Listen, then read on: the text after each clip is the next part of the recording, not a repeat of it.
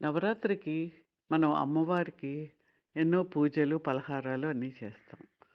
ఒక్కసారి మనసు, దేహము, ఆత్మ కలిసి అనుసంధానమై చేసే ధ్యానాన్ని ప్రతిరోజు చేయండి.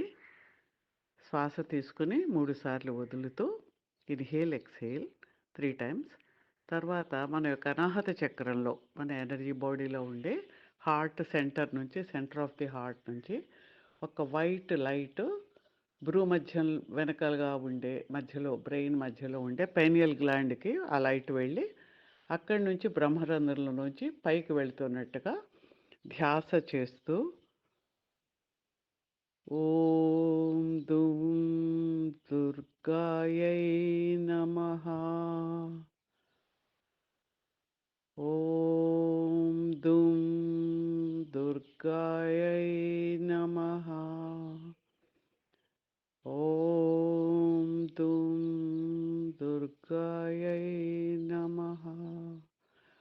ఓం దుం దుర్గాయై నమః.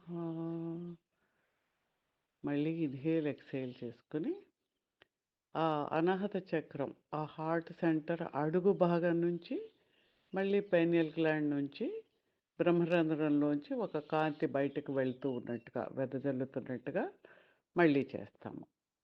ఓం దుం దుర్గాయై నమః. ఓం దుం దుర్గాయై నమః.